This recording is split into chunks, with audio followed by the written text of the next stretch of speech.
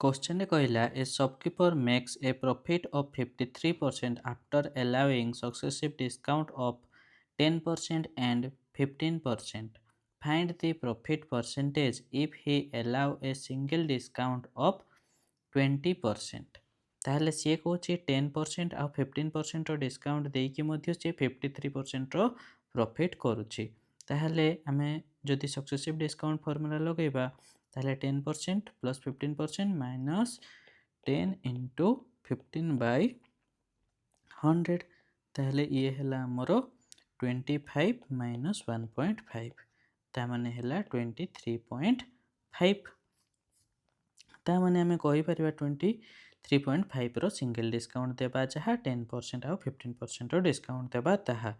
ताहले mark price आउ हमरो सेलिंग प्राइस रो रेशियो केते हबो जदि मार्क प्राइस हैला 100 ताहले 23.5% रो डिस्काउंट देछि तामाने से 76.5 रे से बिक्री करछि आउ हमरो कहिला 53% रो प्रॉफिट करिछि कॉस्ट प्राइस रे प्रॉफिट हुए cost price is to selling price जदि हमें करिबा 100 इज टू 153 ता माने देखो ए हमरो 76.5 को हमरो हैला फर्स्ट सेलिंग प्राइस ए सेम जिंसर ये होची 153 जदि हमें याको 2 रे मल्टीप्लाई करूचे ताहले ये हैला देखो 200 इज टू 153 इक्वल हे गला दीटा सारा सेलिंग प्राइस इक्वल हे गला ता माने हमें कहि परिबा mark price is to selling price is to cost price रो वैल्यू केते हबो मार्क प्राइस जदि 200 हैला सेलिंग प्राइस 153 आउ कॉस्ट प्राइस हैला 100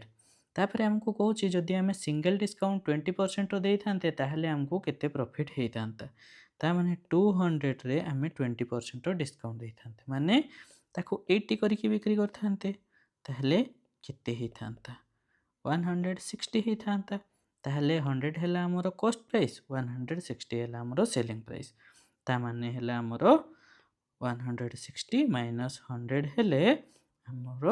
60% रो प्रॉफिट हेबो